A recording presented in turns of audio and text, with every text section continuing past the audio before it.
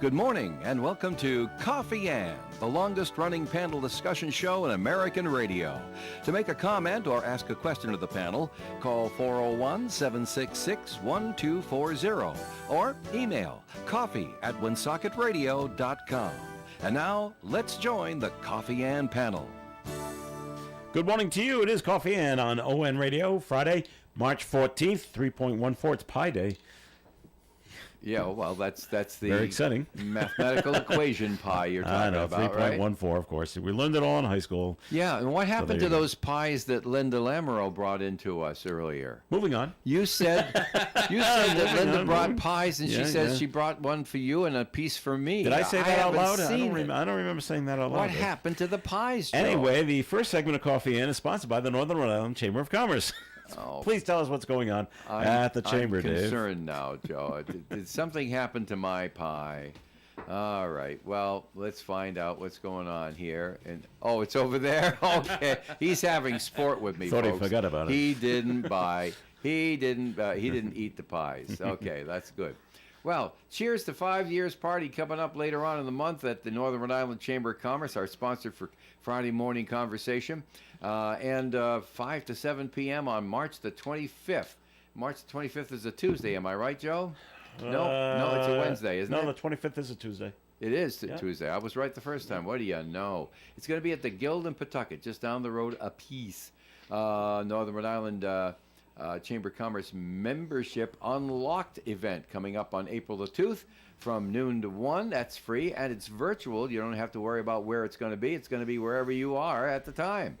And legislative reception is coming up at the State House in Providence on April the 8th from 4 to 6:30 p.m. That's always great because it's complimentary valet parking because everybody worries about where they're going to park near the State House, right? Mm-hmm.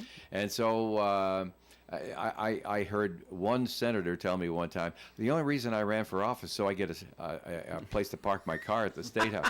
I said, you're kidding me. They said, yeah, but you get a place to park. Yeah. Okay. So anyway, there you go, free valet parking. And of course, the Rhode Island Football Club, or Rhode Island FC, kickoff luncheon's coming up on April 29th from 11:30 in the morning to 1:30 in the afternoon. That's a great thing. They used to do it for the Paw Sox. This is also going to be at Bally's in Lincoln. The Northern Rhode Island Chamber of Commerce offices are in Lincoln, Rhode Island, and you can call them after 9 o'clock at 334-1000. Now let's talk to the administrator of Lincoln, Rhode Island. Town Administrator Phil Gould is joining us. Comes in once a month to talk about things going on in Lincoln. And the first, welcome, by the way. And the first thing we want to bring up, and we'll get the bad stuff out of the way. What do you first. mean? Well, there's no bad stuff going on in Lincoln. They had to deal with that incident at CCRI about 10 days ago. And it says, talk about a phone call you don't want to get. Yeah. Lockdown at CCRI. Oh, no. So, interesting that you're talking about parking at the State House. I was actually pulling up and parking at the State House for, we were getting a grant award, and I got the phone call from the chief who explained that we had a report of a gunman walking into CCRI. Needless to say, I got myself back on 146, headed back to town. Sure. Something like that, you need to be in present. Town. Yeah. So we did get back. Has it been determined why this gunman was on the CCRI campus, or was it just chosen randomly? So he was on a RIPTA bus, right? And the RIPTA bus happened to pull in there because that's the route. Yeah, that is exactly. That's the route. Goes to Twin River, stops over at CCRI. Right. But there was a altercation, a disagreement, argument on the bus between this gentleman and somebody else on the bus, So two passengers. Yeah, it was between. And he was one of them, right? Well, he was threatening more than just the one passenger, is my understanding. And again, I'm going to say allegedly because, Of course you have to. Yep, right. You have to. Hasn't gone through the system yet. He had brandished a knife as he was on the bus, and as getting off the bus, apparently had picked up a shirt and had shown that he had what appeared to be a pistol in his waistband. Mm-hmm. Got off the bus, and great thinking on the part of RIPTA. They got on the phone right away. A couple phone calls again because state police were notified. We were notified. Sure. So state police is nearby. So yeah. So it was a full-on response. So I was there probably about within 12, 13 minutes of getting the phone call from my chief. Right. And there was a huge presence on campus when I got there. There was probably about 30 officers, a mixture of ours, CCRI police, as well as state police. So they found him in short order. They did. He apparently got off the bus and walked into the building, Right. and came back out shortly thereafter, thankfully. And one of our officers identified him based on the description given, and found him out by the bus stop. So was fortunate that it turned out that it was an airsoft pistol, one that shoots like the Pellets, like yeah, compressed air pellets, right? and that he didn't do anything inside. Again, he had a knife, and people can do a lot of damage even with a knife. But So he had an attitude, but he didn't act on it. yeah, and there was a history there too as well. I'm sure that'll come out in court that he's been in trouble before. He's been a fellow of the law, but it was certainly we did the debriefing, and immediately afterwards it was our folks and CCRI and some of their administration and the state police upstairs kind of debriefing. Let's talk about what happened, and it was informative. It's certainly trying to put the facts together, piece the puzzle together, if you will, of how it all went down and how he was there, and certainly how he was apprehended. But it begs to the question. So, my time at the police department, I was an active shooter instructor. I taught firearms with the police academy and my own department how to respond to an active You got a shooter. checklist, right? We got a pretty big checklist, and it's evolving. We're always changing and looking at past incidents and how to improve things, right? But I also used to work with our school district on active shooter response. We used to train the teachers, help develop policy, and one of the things that one of my takeaways from this is that CCRI police are not armed, and I think that's a little concerning because minutes, seconds count in a situation like this. If this person had been armed, and if that was a real gun and he had bad intentions, he would have been inside that building. And again, we'd be responding inside the building to deal with that. But if you've got armed police in there, they can immediately engage, try and neutralize that threat, stop the bad stuff from happening. So, I'm certainly a proponent. I've written a letter to one of the state reps or senators who's leading the charge with a bill, and I wrote a letter kind of supporting that because, in my letter I said, by putting them in there in uniform and not arming them and allowing them to defend themselves and other people, they're just potentially becoming other victims. They should be armed, and most of those folks are prior police officers, and they're retired, so they do 20, 25 years with their agency, and they go over there and they're retired, but they're still trained. So when they're on a police department, they've trained through their entire career. When is it appropriate to use lethal force? They're trained to be proficient with their firearms, and I would certainly say we need to make sure that we budget to train them and give them proper weapons and the training and certifications and make sure they pass. But let's give them guns. All right. They should Melissa Murray's here. Let's say hi to Melissa. Good morning. Do we have the to bill? recognize her? We do. I do. Have you seen I the mean, I bill do naturally. in the Senate yet? Because they want to arm the I don't think CCRI and the RIC officers as well. Yeah, Your and Eye's already armed. I don't think this is the first year even that has been put Oh, forth. of course not. Yeah. Yeah. This has been going on for a while. Now, can I engage with you on that? Now, this is very interesting to me because I've been 100% opposed to this movement. And a lot of my opposition comes, Phil, from being on working at the URI campus for Dr. Ballard for several years during the time when they armed the URI officers. And hearing what the officers themselves said, they did not want to be armed. They thought that they would be provoking incidents by being armed. They felt that things were good the way things were, and several of them expressed such dissatisfaction that they felt that they would transfer out of the URI assignment to another assignment or give up the job altogether because they are now being required to be armed. So my opinion is really solidified around hearing those comments from people that I knew and trusted during that time. Now to hear you make this argument, you make a very good argument, but how do you address what my experience was, that the URI officers really were very reluctant to become armed? Well, I'll say this. It'd be great if we lived in a utopian society and there were not dangers out there. But if you're taking on a job on a police force, whether it's on a college campus or not, protect and serve, right? That's our two drivers, protect and serve. How do you protect if you don't have the equipment to protect somebody? Not just yourself, but the other people. And if you don't want to get in that job, and again, law enforcement's not easy. Being a police officer's not easy. You got to work some crazy shifts. You got to deal with some things that might not be that pleasant. It might be a little tough to go home at night. But that's a job we take, and that's you need to give a lot of thought to that before you get into the profession. But I will tell you that I've had conversations with several of the police up there. Ironically, one of them happens to be my brother. He's a retired Providence police officer. He's on the Mounted Division. Now he's a CCRI policeman up there. I know that the majority of the people actually everybody that I've talked to up there thinks that it's long overdue and that they'd much rather have a firearm that they can protect themselves and protect other people. What do they carry now?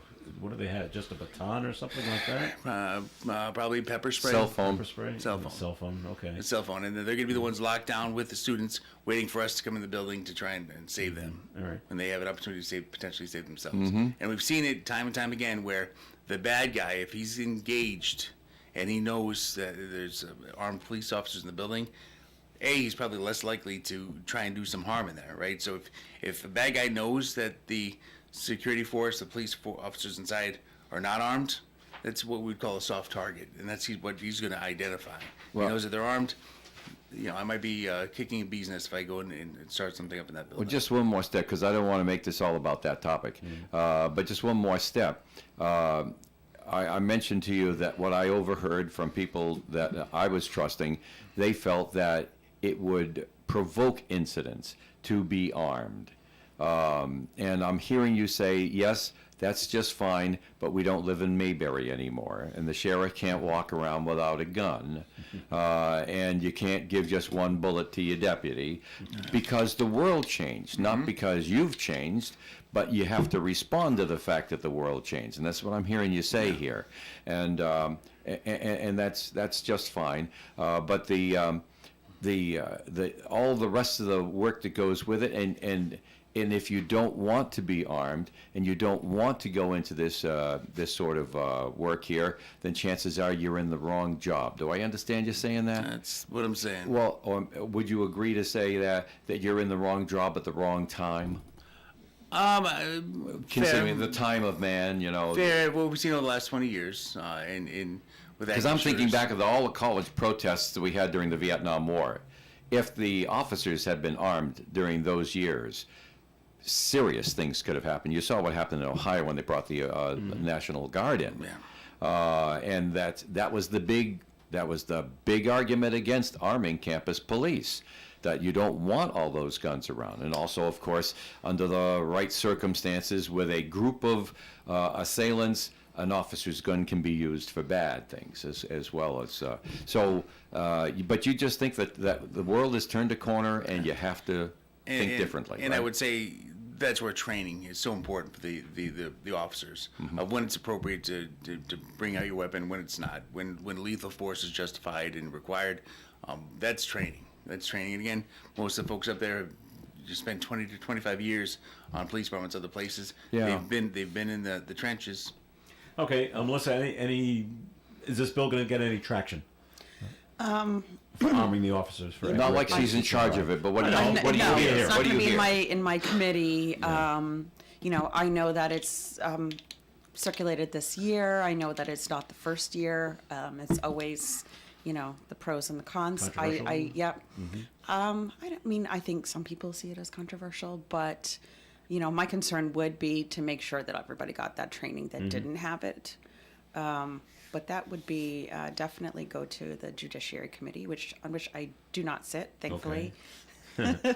All right. I got a lot of tough issues, so. All right, it's time to take a break here on the Coffee and program. Comments and questions can be called in at 766-1240. Dave, it's time for a second message from the Northern Rhode Island Chamber of Commerce. Well, 334-1000, the telephone number to call. No one will answer right now because it's not 9 o'clock yet. So enjoy Coffee Ann. When the show's over, call and find out how the Chamber can help you. More Coffee and coming up. Stick around. Clean off all the salt and dirt that's attacking your car this winter. Go to Executive Auto Wash in Woonsocket. They have a special going on right now. Sign up for any one of their monthly unlimited washes, and the first month is only $10. This is for new members only. The monthly special includes your choice of the Platinum, the Works, the deluxe, or the express car washes. Monthly unlimited washes at Executive Auto Wash means washing your car as many times as you want or need per month. And you can cancel anytime with no cancellation fee. And as part of the monthly unlimited car washes, you can vacuum your car for free. Clean off that car today at Executive Auto Wash, located at the intersection of Privilege, Winter, and Pond Streets right here in Woonsocket. Attention! If you owe money to the IRS, this is an urgent message. The IRS is cracking down by sending out collection letters, garnishing paychecks, seizing bank accounts, and putting liens on homes and businesses. They call it enforced compliance, and you better watch out because penalties and interest on unpaid taxes compound daily, making it even harder to get out of debt. Don't let tax debt destroy your life. You need to call Optima Tax Relief, America's #1 tax resolution firm. They're experts in taxpayer assistance programs that can save you thousands if you qualify. A+ rated by the Better Business Bureau, Optima's resolved over $1 billion of tax debt for their clients. Let them fight on your behalf, helping to put your tax problems to rest. Call the tax professionals at Optima now for a free consultation. Call 800-783-8055. 800-783-8055. 800-783-8055. Optima Tax Relief. Some restrictions apply. For complete details, please visit OptimaTaxRelief.com. The Coffee and Panel is enjoying coffee from Down East Coffee Roasters. All their coffee is roasted right here in Rhode Island. Down East Coffee Roasters is available at all Little General stores. ON Radio. All right, Coffee and on ON Radio. Thanks for joining us. I'm Joe Callahan. You're with Dave entirely Richards welcome, Joe. and Melissa Murray here. And Town Administrator from Lincoln, Phil Gould, is with us. And moving on to another subject. And you got the same issue in Lincoln that we got here in Woonsocket with the revaluation of property. and Oh, how you got home- revalia? Home prices are going up, and now the people are freaking out because they think their taxes are going up, right? Yeah, no, it's that time of year, right? So during the statistical evaluation, which happens every 3 years, full valuation every 9. But Okay. we just had our statistical evaluation, and again, nationwide, statewide, townwide, home values are going up. We're seeing it. Lincoln's certainly a desirable community to move to. Double-edged sword. Double-edged sword. It's a good thing. It's a bad thing. It is. I mean, the reality though is the values go up. That doesn't mean tax. You need to spread out your tax burden across all sectors, right? Your commercial and residential, and do it fairly. Hopefully, you are, and I believe we are, proposing a very responsible budget. Trying to take care of some of the capital needs and operational expenses, but in coming up with what we need to operate and move the town forward. That being said, we've still got to collect taxes, right? It's a requirement. You need to do it. But a lot of people are taking a look at the valuations, the letters coming in, they panic. They see their home value went up 30%, 29%. I think the average was 29% on a single family home. So they see that going up, and they think there's a direct correlation to how much your taxes will potentially go up. And that's not the case. So I actually had an interview with Valley Breeze and tried to dispel some of the concerns, let people know. And right now it's very timely because if people disagree with the valuation, now's the time that they can contact Vision, who is our vendor that we work with, contact them, and they can have an informal hearing to try and discuss if they disagree with valuation, and if that isn't sufficient, they're not happy with the answer they get from there, they can have time to go to the tax board review, which is the end of July to October. So there's opportunities for people to discuss and argue against what they believe their valuation is, but the reality is house prices are up. House prices are up, and we're dealing with that, but certainly not representative of what we need for taxes and what we're going to have to raise for taxes on the levy. We'll be nowhere near that 4% tax cap. We're doing pretty good. We've been responsible in the past. So we will, once that budget, and what will happen is we'll go to the FTM in May, and we will have Financial town meeting. financial town meeting where the voters get together, and we will have a preliminary or suggested tax rate to get us through the season. Once everything's finalized with the state, the town council will come in and acknowledge and lock down those numbers, and we'll continue driving on. But certainly, I can see my value went up, I think 29% on my home. Oh boy. Yeah, and this is a good time for people to take a look at, and I encourage people to take a look in their neighborhoods, their neighbors' houses, and see what their rates went up. Sometimes mistakes do get made. We actually had somebody who had previously had a shed on their property. It's no longer there. that comes off the tax roll. You know, any of that tangible stuff that's not tangible, but any of that other ancillary stuff that's on their property, in-ground pools, if they filled in their pool. Well, if you were previously taxed because you had in-ground pool and you no longer have that pool, then they, get that off and come in and make your pitch. So, but I think it's a good time to try and educate everybody on how the process works. You're fielding a lot of phone calls at town hall about this? We did, and that's one of the reasons I had that interview with the Breeze, because the phone calls should be directed to Vision. That's why we're paying them. That's why they're involved in the process, because they're supposed to be that moderator in between to take care of that, and the process will turn back to us afterwards if things don't go well. But I did have a phone call, and as we took a look at it, there was a deduction that was supposed to be on a piece of property. Incorrectly was taken off. So, the individual was looking at a 45% increase, which seemed crazy to me. Yeah. We looked into it, and that was corrected. So, But again, we can't say it really too often, because that's the proportionate valuation of your property in today's dollars, as opposed to the value of all the properties of your neighbors and those across the town. When it comes to what your tax payment will be, that is based on the levy, and in fact, the big headline here could be taxes go down 10%, 15%, 20%. The tax rate, I should say, not taxes, because you're going to pay, right? But the tax rate that calculates what you owe for taxes will go down because the valuation that they apply it to has gone up because of financial mood of the country. And the other thing to point out, because I had another phone call from a resident, that's just the assessments that are going out now. The tax bills don't come out till later. That's right. Those tax bills That's July? Yeah, and those tax bills will also reflect our homestead exemption, which is very generous. In Lincoln, it's You have one in Lincoln too, 35%. I think it's the highest in the state. So, that's nice. no, it's very nice, and again, one of the drivers I think that people want to move to Lincoln. Okay. On to good stuff. Are there good places to move to Lincoln to? What I'm saying is that, Manville's pretty built up. Where are you going to put a house in Manville? I'm thinking of that village. Albion's got a little on the outskirts. You could put a house up. But what are you seeing for people moving in? We've got some projects that are coming into the planner right now that we're taking a look at right now. At the same time, we're taking a look at our ability to deal with new development. Some of our utilities, we're taking a hard look at our water supply and how we can provide for new residents. As far as new tap the brakes on new housing if you don't have the water table? Yeah, we're taking a look at it right now. It's certainly a complex issue. Okay, well, you had a groundbreaking in town, though, for the your new rescue station and learning center. Tell us all about it. $17 million. Wow. Yes. Where's that money coming from? Well, the neighbor. Yeah. So for those who are listening who don't know, this is the station that's right next to Bally's. Yeah. The taxpayers approved a $14 million bond a couple of years ago. Okay. In addition to that, through the state, and Dan McKee's been a big proponent of this, the learning centers. So this is our campus. It's connected. You've got the DPW, you got the water department, you've got town hall, you got the police department. So there's a piece of land right there in between where it made a lot of sense to put the centralized rescue there. So $14 million came from that. I also got a $500,000 grant for the rescue building itself. So I think all that will be about $17 million. All right, we're pretty excited. At 99 Old River Road. Correct. That's where this is going to take place.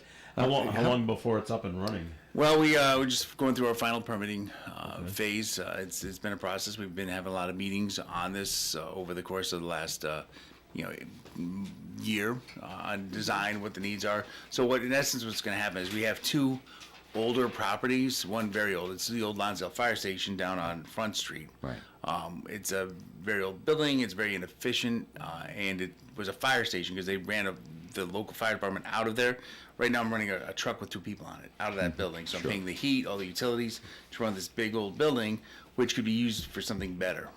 Whether it's It was very important to have that when you had a lot of mills nearby along the water. Yep. But you absolutely. don't have those mills doing what they were doing that anymore. Correct. Yeah, and everything was village based. Our fire department's all village based. Yeah, sure. It goes back to that. Everything along the Blackstone, we were. That's you how know, the fire departments textile. were built, Yeah.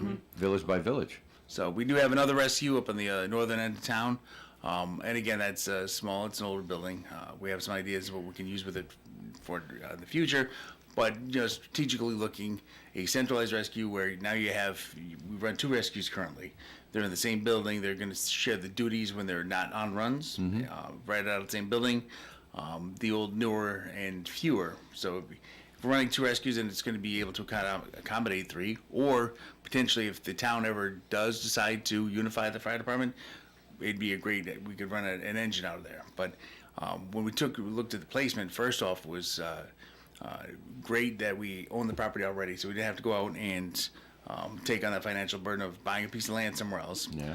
But it is centrally located. I know it's closer towards the Cumberland border, but it's centrally located to our population base. So if you look at the northern end of town, Manville, Albion, Yeah. and then if you look at Lonsdale, Salesville, where your more dense populations Right. are, it's right in between the two, and it's a quick is. run both ways. Yeah. So it's also got easy access to all the highways, and so they can get around town pretty quick. We actually had a study done to show that they could get around within the town within an 8-minute, I think was the benchmark they had was an 8-minute response time. And we also have the fire departments that are responding ALS, where they got people on the trucks or Right. BLS, so they're there as well to provide some of that life-saving measures. All right. Are you comfortable in responding to a question about Bally's? Because a lot of people say, oh, you got all this money in on Bally's. We just kind of like skirted the issue over here. You got all this money from Bally's, so you can do anything you want. You got a cash cow over there. But there's expenses that come with hosting a property like that. Plus, you have limitations on what you can tax all the land for. You would get a lot more if there were single-family houses on that tract of land, obviously, for income. Has anyone shown you a study where you have, you don't have to use numbers, a basic understanding of whether or not Bally's being in Lincoln is an asset to the government, or is it a drain on the government? I haven't really looked at any studies on it, but he's got that far into it. It's been. It's a fact of life. It's been a neighbor of. It was Lincoln Downs back in the day. That's It was a right. horse track, dog track. Back to Mr. Dario. But yeah, He moved it from Burrellville, where I grew up. but it's it's they've been good neighbors working with us, and again, being a host community, we get the gaming revenue. That certainly helps with Sure. taking care of some of the other needs. It's allowed us to put money into our schools and some of our public services. It's a balance. You got to find out how to work out that balance, and certainly our police officers do respond over there. They have their own security force over there, but we respond over there, and our rescue responds over there. So, but they also are paying taxes, right? It's not just the gaming revenue that's generated, but it's also the property tax that goes with it, and the food and beverage. Although that I'm not sure if that's going to go away. I know there's some pending legislation on that, but it's. Well, there'd also be revenue from the hotel, I would believe. I don't know Yeah. what the actual business arrangement is, but I do know that if a community hosts a hotel in there, there's a certain percentage of the taxation of transients that go through the hotel that would compensate the community for their services. We just got a few more minutes to go before Phil Gould has to depart us for another month. But is You there mean we're something going to throw them out? Well, we don't have to throw them Okay. out. But is there something you wanted to bring up? No, this was piece of paper you brought? this was just some information on the tax rates in case Oh, okay. In case anyone had questions. valuations. Got to get that word out. All right. All right, talk amongst yourselves. Get the word out, folks. One more question about the new rescue station is there's also a learning center there. Who uses the learning center? So it's going to be a community learning center, and we're going to promote health screening and health and wellness programs out of there. We're going to do education programs out of there, job creation. We're going to give opportunities for people that if they're looking to transition to another job. We're going to offer classes on how to prepare a resume, how to do an interview, maybe have some different companies come in and run job fairs over there. So it's really got the 3 drivers behind it when we signed on to do this. but it's really going to be a great space for a lot of the community needs. Very good. Town Administrator from Lincoln, Phil Gould, thanks for joining us this month. Always appreciated. We'll have you back again next month, all right? Thank you. All right. We will take a break here in the coffee Good program. guest, Joe. Well, thanks. And it's time for the weather forecast being brought to you by Compassion International. After a cloudy start, gradually becoming sunny today with a high of 56 degrees. Tonight, increasingly cloudy, overnight low of 35. Saturday's weather, partly sunny and 58, calm wind. Sunday, cloudy skies all day, high of 65, a breeze from the south up to 35 miles per hour, and a 40% chance of rain Sunday. 90% chance of rain Sunday night. 90% chance of rain on Monday with a high near 56 and a southwest breeze up to 25 miles per hour. Tuesday, sunshine and 57. Wednesday, mostly sunny and 62, and next Thursday, mostly cloudy with a high near 63 degrees. Outside the Navigant Credit Union broadcast studio at the corner of Park Ave and Kennedy Street, we've got cloudy skies with 40 degrees. Thousands of kids in poverty have waited over a year for a sponsor, and their wait today. Become a Compassion sponsor. Text radio to 83393. J.B. Liquors is more than just a liquor store. It's your friendly neighborhood liquor store. That means you get personalized service as well as a great selection of beer, wine, and spirits. J.B. Liquors has everything you need from everyday brews and table wines to craft beers and single-barrel whiskeys. Open 7 days a week, Monday through Saturday from 7:30 to 10 p.m., Sundays from 10 to 6 p.m. J.B. Liquors, your hometown source for beer, wine, and spirits since 1979. 1117 Social Street across from O'Reilly's Auto Parts in Woonsocket. 50-cent nip bottles are available at JB Liquors. Are you thinking about a new audio system for your car or truck? Customers are thrilled with Inferno Audio in Woonsocket. Thanks to Inferno Audio for hooking up my truck. Amazing work was done, and I couldn't be any more satisfied with their craftsmanship. It's a whole different truck. The sound is amazing. If you need anything custom for your car or truck, go to Inferno Audio. Keith and his team are the best in the business. How about a new remote car starter? Keith and his team at Inferno Audio can do that too, like he did for this young lady. Awesome, fast service. They did my car and my boyfriend's car in great time. I'm loving my remote starter. For alarm and security systems, backup cameras, custom audio installations, and more for your car or truck, go to Inferno Audio, 160 Clinton Street in Woonsocket. Look them up online, infernoaudio.com, and remember to like them on Facebook. It's Inferno Audio. This portion of the Coffee and program is sponsored by the Valley Breeze newspaper. Hey there, Blackstone Valley. The Valley Breeze is bringing back the Voices of the Valley Awards, and we want you to be a part of it. Who's got the best burger? The coolest hidden gem in town? You decide. Nominate and vote for your local favorites and help crown the best businesses, people, and places in this exciting community competition. Visit voicesofthevalley.net to learn more and vote daily for a chance to win cash prizes. That's voicesofthevalley.net.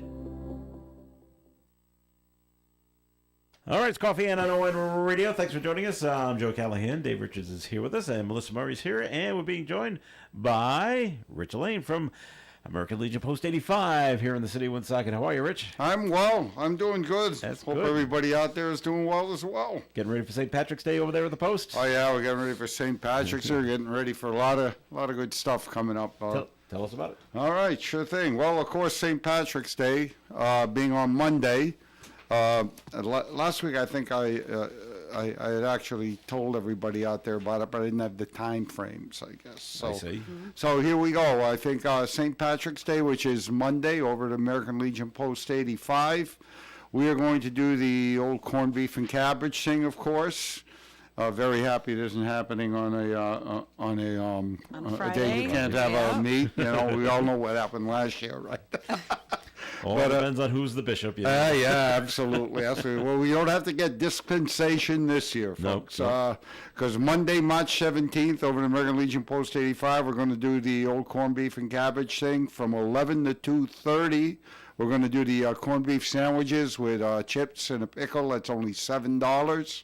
And then we're going to take a little bit of a break at 2:30, and then 3:30. We're going to be, in that hour, we're going to be prepping to get ready for a full corned beef and cabbage dinner. It's the corned beef and cabbage and potatoes, carrots, and the whole fixins for $14 a plate. And the nice part about that is that at 4 o'clock in the afternoon, seeing that we're going to serve that from 3:30 until it's gone, at 4 in the afternoon, we got Running Wild coming down to play some music. So you're going to get for a minimal fee of $14, you're going to get yourself a nice meal and a good band.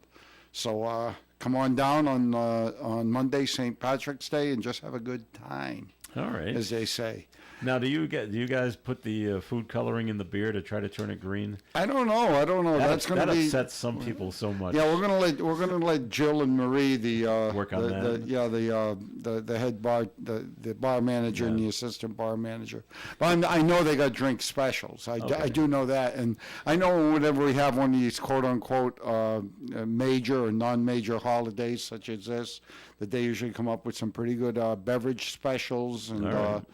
I know they do a heck of a Bloody Mary at times. So, So, come on down. How do you make that green? Believe me, you have too many of them, you might turn green. Use green tomatoes, I guess. Huh? How awful would that be? Awful. But then on Sunday the 30th, we're going to have a big meat raffle. We've decided to do our meat raffles once a month now, and just make them bigger. So on the 30th, on March 30th, starting at 3 o'clock, we do 3 full tables of meats. We get our meats from International Meat, and I've won a couple of times down there, and I've had the steaks out of International Meats, and they're absolutely great. So, come on down on the 30th, starting at 3 o'clock, and we'll start with the meat raffle. And then when the meat raffle's all done, we do a game called 3-card match. And 3-card match. Yes. We say 3-card match. Sounds incendiary. Well, I can explain that off of the air. Oh. Okay. But we do a game called 3-card match, and sounds like a card game. Yes, everybody appears to enjoy it. Okay. So we just have a good time. So as I always say, come on down and introduce yourself to us. We've got 4 different entities down there that you can join. You can join, if you're a veteran, you can join the American Legion itself. If you're a son of a military vet, an immediate family who's a military veteran, you can join the Sons of the American Legion. You can also join the auxiliary. If you're the daughter or wife of a military member, and if you have no military people in your family whatsoever, we have the Friends of Fairmont, which is a civilian organization that promotes the good things that the military we try to do down there for everybody. What about the National Guard? Is that considered military? Yeah, they're considered military. It is? Absolutely. Yep. My dad was in the National Guard. Oh yeah. Yeah. Awesome.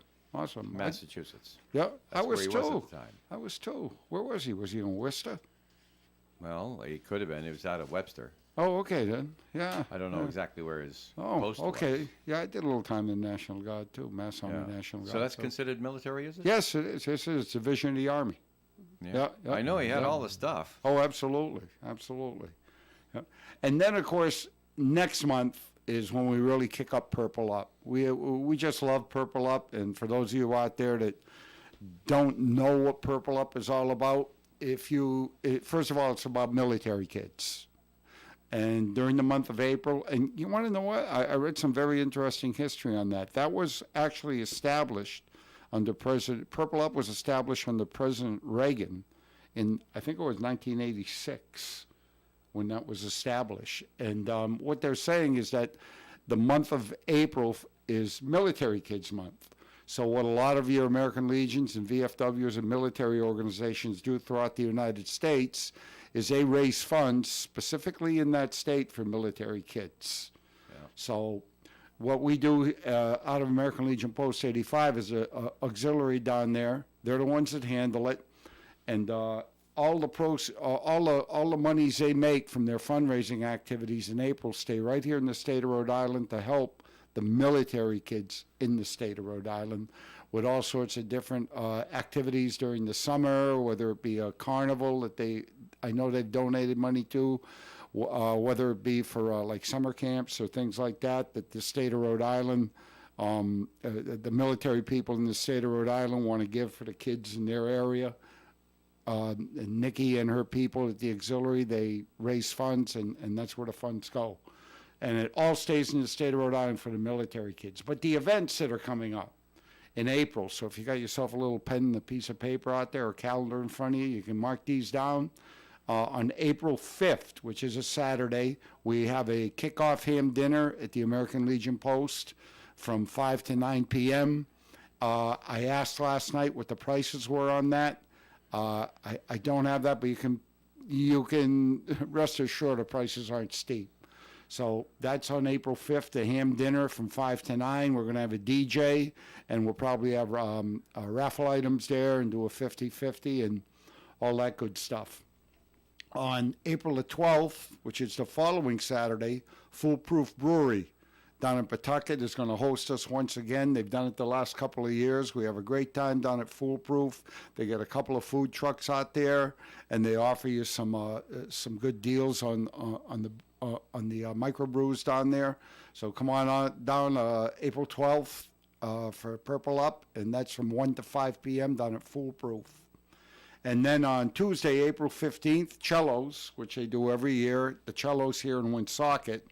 I don't know what, I think it's a 15% or something like that. Whatever your bill is, they donate 15. I think it's 15%. Don't hold me to that, but I believe that's what it is. 20? Yeah, Dave thinks it's 20. That's okay. 20 yeah, also, 20. yeah. Okay.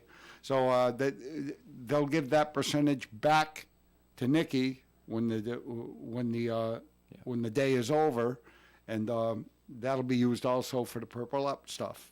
And then the final thing we do is on April 26th, which is a Saturday, we close out with a spaghetti dinner, and that has Christine Boland and Tim the Banjo Man come in. They give us a nice, a nice sit-down guitar playing and some banjo, and that's from 4 to 9 p.m. on April 26th. Like I said, it's a spaghetti supper. And I would say if you're saying to yourself, okay, I want to go to one or two of these events, I would say the one that you really, really want to go to would be the April 26th. I have to agree. I was at yours. The spaghetti closeout's dinner awesome, ain't it? Last year, and it was special. Yep.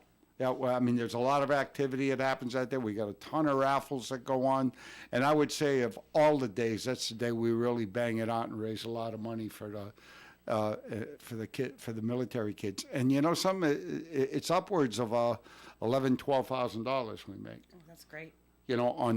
On this month's event. So we'd like to break all sorts of records this year. And we know the economy's tough and everything, but when you're talking about military kids, a little known fact out there is that on the average, if you've got a mother or father that's in the military and they do a 20-year career, they are going to move their family an average of 4 to 5 times. Mm-hmm. So if you got that's a lot. Yeah, absolutely. So let's say you got a kid that starts kindergarten and they make friends in the 1st and 2nd grade. All of a sudden in the 3rd grade, they're starting over. Stressful. Yeah, and so the transition can be something. I figure teenagers too. Teenagers probably the worst. Mm-hmm. Man, a young kid can kick it out pretty quick, but you got to. You're telling your 13-year-old daughter or son that just got their first boyfriend or girlfriend, and then you say, hey, guess what? Say goodbye to them because we're moving 3,000 miles away. Yeah, really. So that's really tough. Yep. Yeah. So that's the thing we're trying to help out by raising these funds. So also out there, I do want to mention this. If we're having all these raffles and things, and I know the auxiliary has come out with a form the other day, or they're just asking businesses out there if you can. And I know economic times are tough, and everybody's coming through your door asking for a donation for this, donation to that, or anybody out there. If you can drop off, heck, a $25 gift card, at the American Legion Post and say, here, we want to donate this for the Purple Up campaign for one of your raffles, that'd be awesome. Because that's what we do. We take these gift cards and whatever, and we just make up a bunch of baskets, and you know, that's what we raffle off. That's how we make money for the military kids. So if you're listening out there and you say, yeah, I'd like to help out, I mean, even if you can't make one of the events, you know, come on down, just tell the person behind the bar, hey, this is what it's for. And we'd really, really be appreciative. And as far as what's going on, that's about it. All right, Rich, thank you very much. Nicely done. And we're going to take a break once again. And this segment of Coffee and is sponsored by the Valley Breeze newspaper, which Dave happens to have in his hands. Dave? I do. How did you know that? Oh, I'm looking right at you. Across the table, yeah. Okay. Valley Breeze, Cumberland Lincoln edition right now. Great story from Ethan Shorey. I took the time to read this one over here. Debbie Garabedian of the Chapel Pharmacy on Diamond Hill Road is right there, smiling, looking so great. Story about what they're going through now with the different regulations and things and owning a family pharmacy, where they're really changing the rules to favor the big conglomerates. Mm-hmm. And but she wanted to continue to serve her neighborhood, but boy, they keep trying to make it difficult. I can identify with that, having a small community radio station with all the chains there are out there, I'll tell you. And of course, then Ethan also has a story about Dave's Market. For the love of community, the local restaurants work to keep prices affordable while battling eggflation is the word they're now using. Eggflation.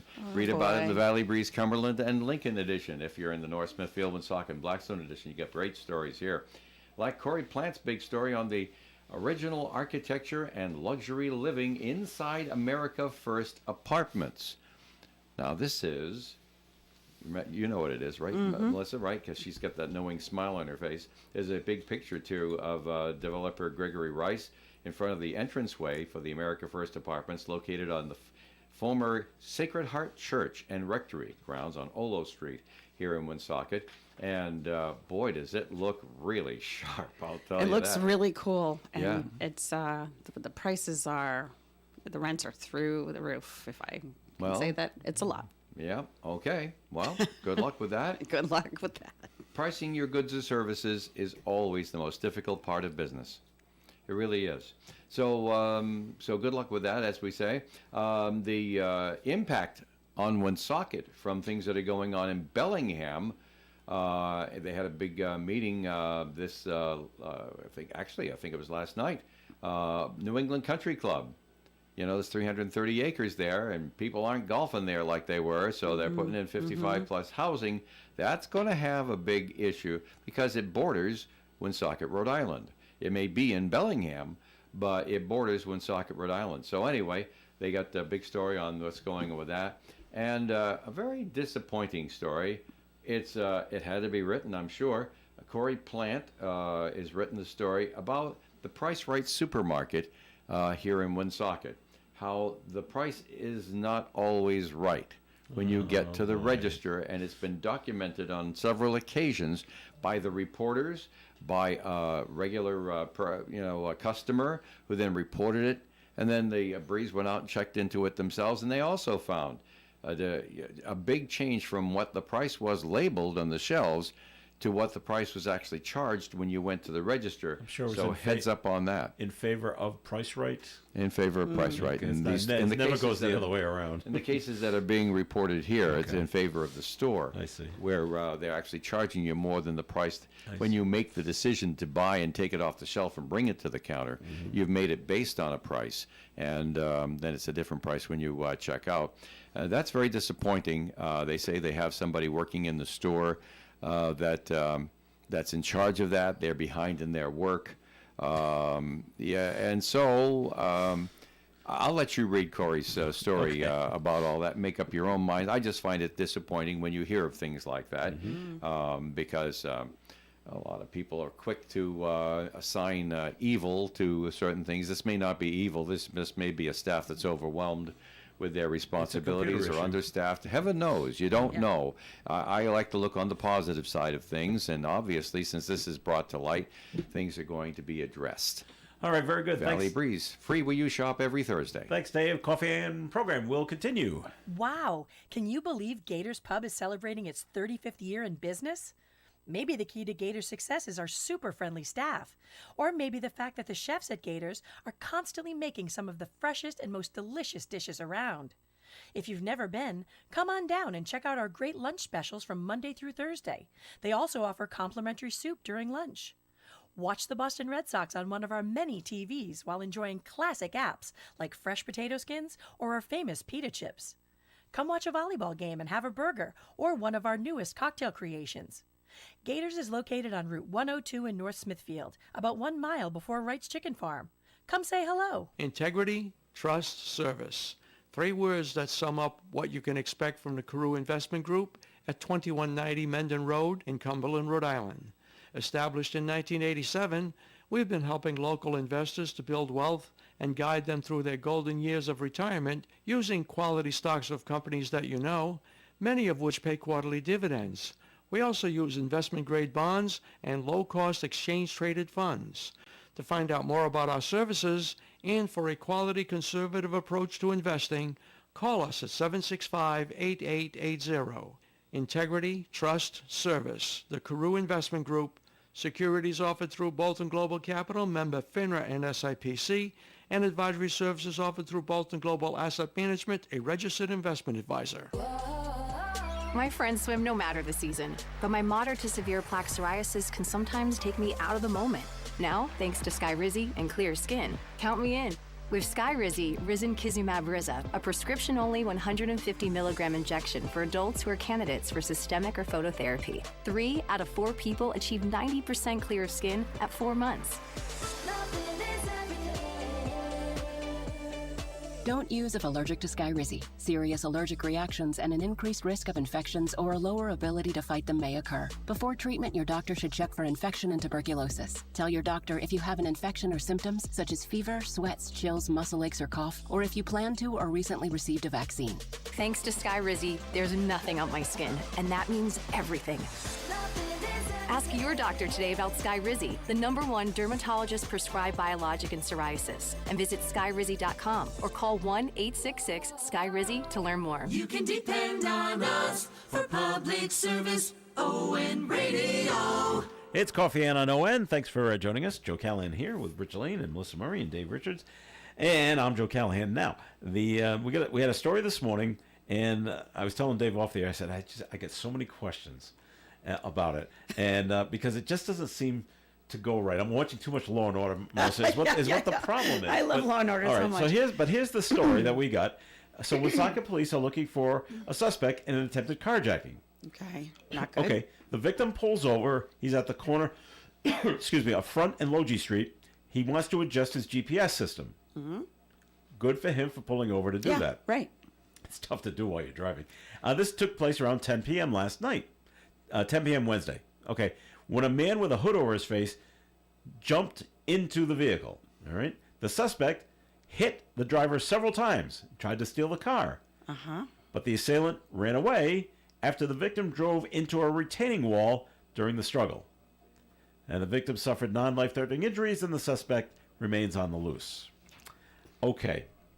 Here come the questions. From everything I've ever read before, if someone's going to carjack your car, they never jump in the passenger side.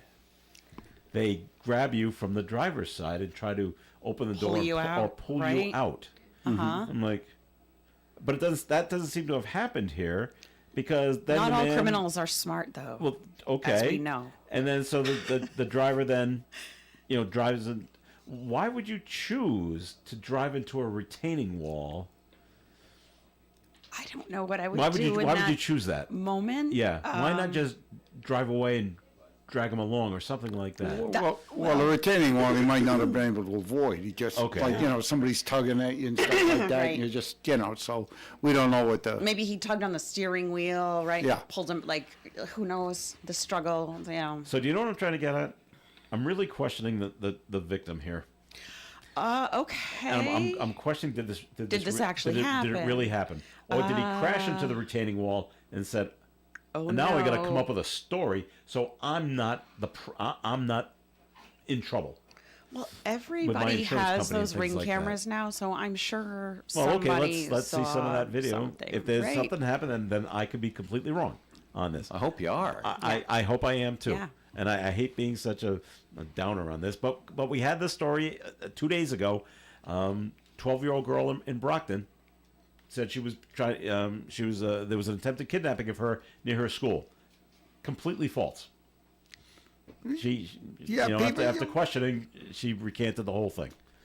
Why? She didn't want to get in trouble at home with mom and dad because she was going to be late. Oh, and you got that athlete that was right on, that high school athlete that was right on the track and says that her baton when she was in that. Did you see that video? That race. No. You didn't see that? It's no, I'm sorry to break in on that. No, That's relay, yeah. A relay race where you pass the baton. Yeah. And so the two ladies are running with each other, and they're at high school, and so her competition is slightly ahead of her. So she takes the baton and starts whacking her in the back of the head. What? It caused a concussion. Mm-hmm. She had to stop running. It's just like, ow. Who does that? No, her story was great. Her story was, I thought that was the best. And when my arm was coming up, the baton caught on her back, and I tried to pull it up. No, you tried to pull it up, and then she's like, boom. Oh yeah, and then spoken by a guy who's heard a lot of lame excuses. Well, yeah. Oh God, please! Everybody's innocent, right? Nobody did. Look, all that young lady had to do. Okay, you're in the heat of your competition. Okay, and she was losing. And she was, and then when the girl was passed, all she had to do was turn around and say, "You know something? I got mad, angry, and." It was a reactionary thing, and I apologize, and I'll accept. But they never do that. No, but we're forgiving. I think we're forgiving nature normally. So as long as you want to own up to what you did wrong. What she said, I don't know. And then she said this, Melissa. Well, no, you're looking at it from that angle, and that's what it looks like. Look at it from a different angle, you'll see that she's right. And they had a different angle, and it looks even worse of her smashing her in the head. I go, you just convicted yourself for that. So yeah, but the thing that's really frustrating with the whole thing now you're hearing that you've not seen anything like official from doctors or anything like that, but now they're saying that she's got the girl that was hit over the head, and maybe she doesn't. I'm not trying to make light of it, but they're saying the girl may have some brain damage or a fractured skull, but there's been no medical, official medical reports that come up. It's just people saying that. What is that baton made out of? It's just a hollow piece of plastic. It's a very lightweight. So, something that there's all sorts of things that are being cast out there about the whole thing. And like you say, people jump the gun. Don't believe everything you read, Joe. There you go. Well, that's what I'm reading. I'm reading a story about what happened with this attempted carjacking. Right. Like, is this what really happened? And I don't want. Sure. I hate blaming the victim, but I guess I need more. I'm more sure details. A thorough investigation will. Okay, there you go. And I would love to find out what actually is. What actually happened with people having cameras like everywhere. I'm sure somebody must have. Yeah, but it's also 10 o'clock at night, and is it bright enough to cause that? It's a sad state of the world. We've got to question everything today, isn't that something? Yes. What happened to the honesty and the? I don't know. I get frustrated sometimes. That's all. All right, moving on. Yeah. The top. Dave's over there with that grin. The top 3 St. Patrick's Day cities. Boston's got to be one of them. Boston's number 1. There you go. There you go. Southie. Best place for St. Patrick's Day celebration. Mm-hmm. The parade dates back to 1724. I know people who start drinking now. The parade is on Sunday. I know. I'd say Philly's got to be one of them, too. Well, coming in number 2, Reno, Nevada. Reno, Nevada. They know how to throw a party in Reno. Of course, we're not near Reno, so we don't get up to date on what's going on there. Sure. But there's a downtown event known as the Reno Leprechaun Crawl and the annual Leprechaun Race, where runners dress for the occasion. That sounds dangerous. Leprechauns are pretty low to the ground already. If they're going to crawl, are you going to see them? You're going to step on them. All right. And Melissa, Savannah, Georgia comes in at number 3. Yeah, I knew about that. Yep. The port city sees 500,000 visitors a year on St. Patrick's Day. Wow. Absolutely huge. Yep. Parade, plenty of revelry, throughout the city's historic squares. So Philly's not even in the top Really? I mean, and not even Savannah's kind of a party town anyway, but like, Chicago. and not even Chicago, Yeah, where they turn yeah. the river green every year. Yeah, there No, you go. so They're I not knew even in the top Savannah's three. pretty huge. Yeah. Crazy. Well, they just had Mardi Gras in New Orleans. Yep. And you had to have a place to put the drunks, best to disperse them across the country, right? I guess so. All right, one more story, then we got to go for the weekend. A New York woman is suing the Girl Scouts. Because why not? Suing the Girl Scouts because she claims their cookies contain heavy metals. What? Yes. You didn't see it? Oh, I saw that You too. did? Huh? Okay, the No, class I didn't action hear. suit filed is asking for $5 million from the organization after a study showed they that have somebody else make those cookies for them. well, that Girl Scout cookies contain lead, arsenic, mercury, and aluminum. Now, the Girl Scouts released a statement last month saying, quote, heavy metals can occur naturally in soil, unquote, and they are not added to the cookies. An article in God, Forbes, that's a good thing. an article in Forbes magazine later confirmed that the FDA and the USDA both allow residues of metals in foods at levels deemed non-harmful, Yeah. and said there is no evidence that the cookies pose a health risk.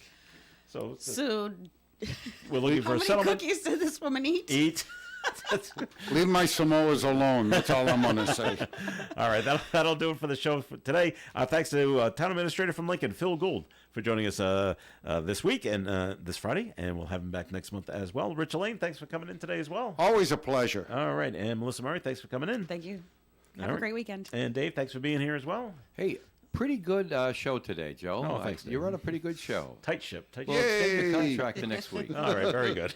All right, stay tuned for Gary Smith Corned on the beef crew. and cabbage at Post 85. That's Yes, right. on Monday. Yep. All right.